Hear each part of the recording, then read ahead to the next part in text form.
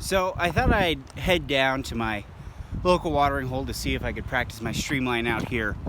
You know, I really like to make sure I have good water feel and I get that response from the water on my streamline. But as you can see, water's maybe moving a little fast. It's probably a little cold by the amount of snow that we still have. So let's head back and see if we can figure out how to practice our streamlines on land. So before we dive right into practicing our streamlines on land, I thought I'd check into the history. When do we start doing those streamlines? And really maybe look into how to do our streamlines the best way that we can. Well, like many of you, my coach has told me that streamline is one of the most important things we do, and I really never questioned it. I pushed off the wall and not a streamline, and I pushed off the wall and a streamline, and I found that it was significantly better, easier, and faster when I use a streamline leaving the blocks or leaving the wall. And that was a pretty simple discovery. In doing my research on streamlines, I found that there wasn't a whole lot of documentation on when streamlines first became a critical piece of the racing strategy for competitive swimming. What I did find was, in a lot of the historical racing videos dating all the way back to the early 1920s, it's pretty evident to see that swimmers were using streamlines when they leave the block and entering the water. I have some videos of Johnny Weissmuller racing in 1924. I have video of Don Skolender racing in the Olympics in 1964, and even Mark Spitz in 1972. In all of these videos, you will be able to see that the swimmers left the block in somewhat of a streamlined position. It may not be what we would coach or what we would tell our swimmers to do today, but it was a streamlined position nonetheless. The first mention of streamlines in a swimming text was in Cecil Colwyn's 1969 book on swimming, where he starts to talk about the potential advantages of a streamline in getting further and faster off of the starting block and off of the walls. But really, we don't see streamlines being used in major competition emphasized by the top swimmers in the world until the advent of underwater dolphin kick. Coaches now began to look at streamlines and underwater dolphin kick as an opportunity to get further and faster off of the wall or off of the blocks than any other competitor. And then we really started looking into the science of why this happens. So water is a collection of millions upon millions, potentially billions, of separate individual water molecules. And as you swim through the water, you are displacing those water molecules as you move around your body. When those water molecules run into your body, it causes drag. When you pull on those water molecules, it's what we call propulsion.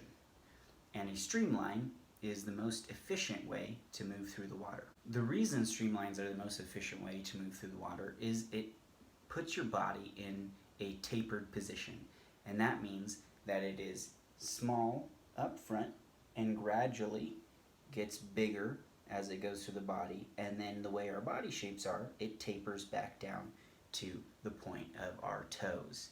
Now, this tapered position allows for each individual water molecule to change direction and move around our bodies more gradually, rather than a square or block shape in our streamline, which would cause those water molecules to change direction rapidly, which causes a little bit more turbidity in those water molecules, and of course, it increases our resistance moving through the water.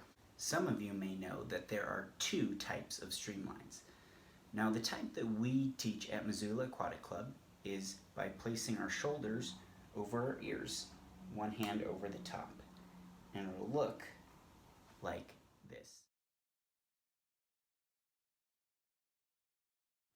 The other streamline involves pushing our head forward slightly, bringing the arms behind the head, and bringing the elbows as close together as we can behind our head.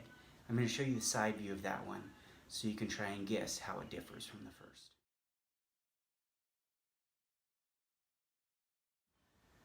The second streamline requires a bit more mobility in our lower back, which is why we tend not to teach it. It also brings the head forward, which creates a bigger profile in the water when we're on our stomachs. Watch for the difference in head position when you're staring straight at me. This is the streamline we teach at Mac. This is the second streamline with the head below the biceps. Which streamline do you think is going to be faster? There's actually a whole lot of debate about that, and I posted in the resources below some ways that you can tell which streamline might be right for you depending on how mobile your lower back is.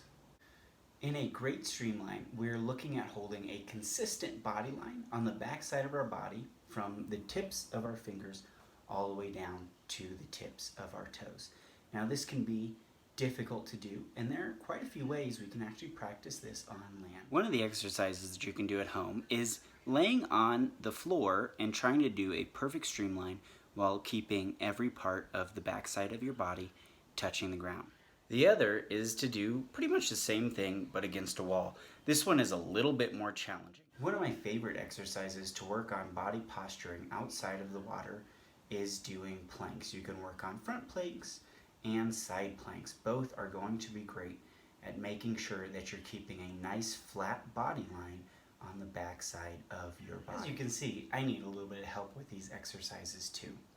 It's very good to have a friend or a parent watch you when you're doing these exercises to make sure that you are practicing great body posture. Each of these exercises I really only hold for about as long as I can maintain good body posture. Sometimes that's 10 seconds, sometimes it might be 30 seconds, and I'll run through each exercise 2 or 3 times. So that's all I have for streamlines. We're going to be talking about underwater dolphin kicks next. If you have questions or you want me to talk about anything specific with underwater dolphin kicks, please let me know. Also, in the recommendations part of our form, fill out any swimming topics that you would like me to cover in these videos.